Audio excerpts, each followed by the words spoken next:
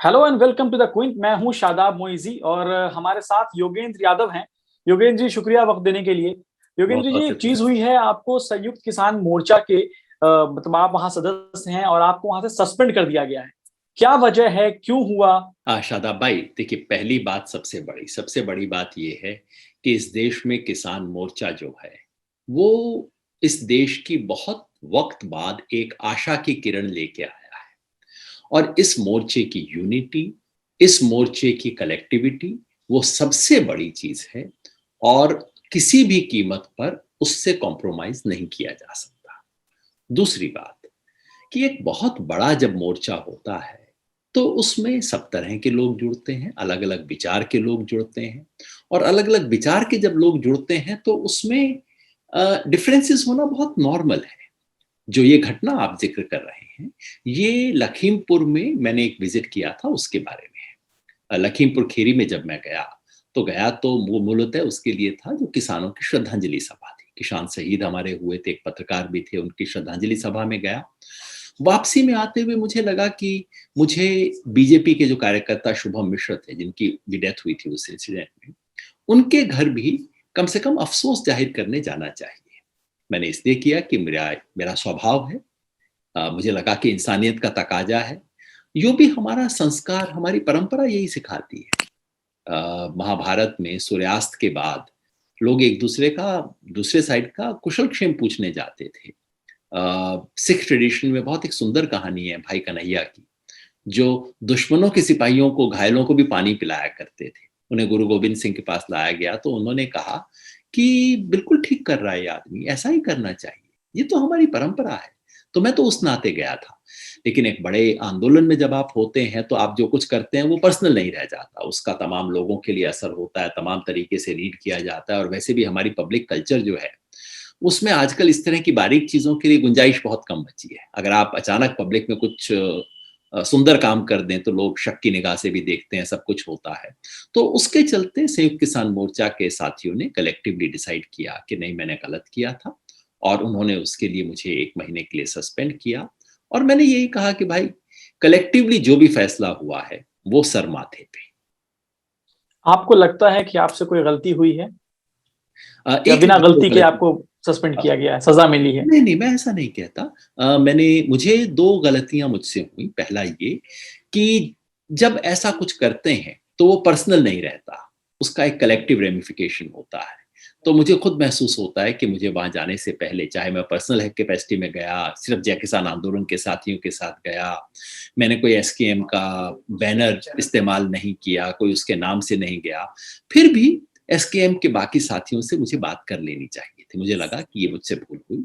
और दूसरा, ये सब होने के बाद इसका जो असर हुआ तमाम आंदोलन के साथियों पे, उससे मुझे हैरानी भी हुई, दुख भी हुआ, और उसका एक खेद भी मन में है कि ऐसा हुआ।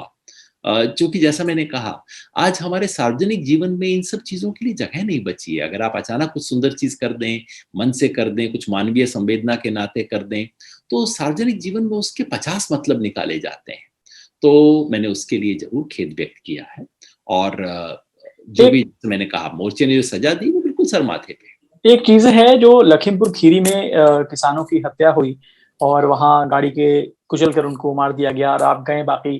और तमाम जो किसान आंदोलन चल रहा है करीब 11 महीने से, उस दौरान एक चीज देखा गया कि वहां जो लखीमपुर खीरी में जो हुआ उसमें कहा गया एक्शन का रिएक्शन, उस शब्द को लेकर बड़ा वो है कि आपने शब्द को लेकर हुआ कि आप उसमें भी आपका अलग स्टैंड था। क्या है ये, थोड़ा क्या बता दें? आ, मैंने तो दिल्ली के प्रेस कॉन्फ्रेंस में बोला था, सबके सामने बोला था। मैंने कहा था, किसी भी इंसान की हत्या अच्छी नहीं हो सकती, उसको हम जस्टिफाई नहीं कर सकते। हत्या गलत है।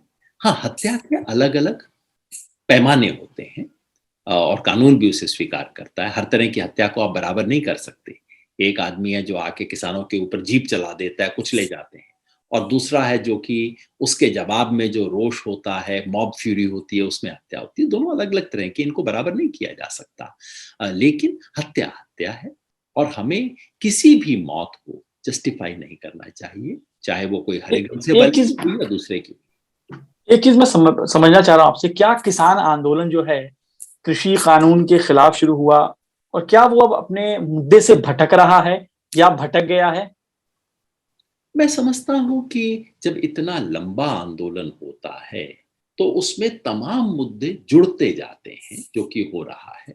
आंदोलन का फोकस आज भी यही है, आंदोलन की मांग आज भी यही है कि 3 काले कानून खत्म किए जाएं और उसके बदले एमएसपी का एक कानून बनाया जाए। मुख्य मांग हमारी तब भी ये थी, आज भी ये है, आज भी उस पे फोकस्ड है। और कम से कम मुझे सस्पेंड करने वाली चीज़ों को मैं भटकना नहीं कहता, क्योंकि आंदोलन बहुत बड़ा है, व्यक्ति बहुत छोटे होते हैं। इनमें से अगर देखा जाए कि जो 26 जनवरी का हादसा हुआ, 15 अक्टूबर को सिंघू बॉर्डर पर एक हत्या हुई, मैं उस सेंस में भी, ठीक है आप भी सस्पेंड हो गए, तो और लखीमपुर खीरी में जो हादसा हुआ उसके बाद, तो एक मतलब मुद्दा कहीं भटक रहा है। मैं उस नजरिए से भी एक बात समझना चाह मुद्दा रहा हूँ। भटकना तब कहा जाए अगर आंदोलन अपनी मुख्य मांग छोड़ के इन सब चीजों पे आ जाए। आंदोलन में चाहे वो 26 जनवरी की हिंसा हो, चाहे वो उस निहंग के द्वारा हत्या जो की गई वो हो, इन सब की बिल्कुल खुले शब्दों में निंदा की है।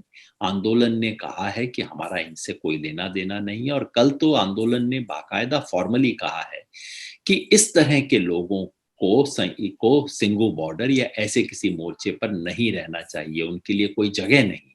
तो मैं समझता हूँ आंदोलन बड़ी सफाई से इधर उधर के मुद्दों को हटा के और अपना फोकस रख रहा है।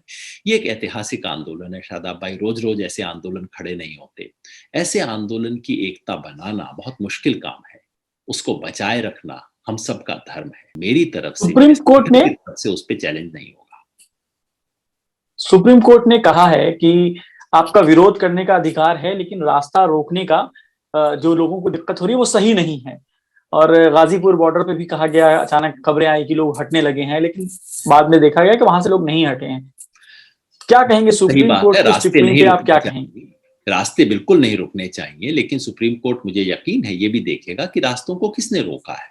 दिसंबर के महीने में खुद सुप्रीम कोर्ट के चीफ जस्टिस ने पूछा था कि ये बैरिकेड किसने लगाए हैं, पुलिस ने कि किसान ने। हम देखेंगे कील किसने ठोकी है, रास्ते किसने काटे हैं, दीवार किसने खड़ी की है, पुलिस ने की है। मुझे यकीन है सुप्रीम कोर्ट ये सब देखेगा और पूछेगा कि रास्ता रोकने की जिम्मेवारी किन की है, चाहे वो सिंघू हो, टीकरी हो, गाजीपुर बॉर्डर हो। जी, हर जगह पे रास्ता रोकने का काम पुलिस ने किया है। हम दिल्ली आना चाहते हैं, अपनी बात सुनाना चाहते हैं, और दिल्ली आने के लिए कोई पासपोर्ट वीजा की तो जरूरत नहीं है ना। क्यों रोका हुआ है किसानों को? मुझे यकीन है सुप्रीम कोर्ट ये सवाल पूछेगा, और जब पूछेगा तो उन्हें सही जवाब मिलेंगे, और मुझे विश्वास है सुप्रीम कोर्ट इसमें न्याय करेगा। योगेंद्र जी, अब आप 1 महीने के लिए सस्पेंड है, आगे आप क्या करने वाले हैं? अब आंदोलन में और भी काम करेंगे। आंदोलन के कार्यकर्ता की तरह पहले दिन से काम किया है, आज भी काम करूंगा, और भी ज्यादा काम करूंगा। इस आंदोलन की एकता को बचाए रखना, इस आंदोलन की कलेक्टिविटी को बचाए रखना हम सबकी जिम्मेवारी है, और कम से कम मेरी तरफ से उस जिम्मेवारी में चूक नहीं होगी।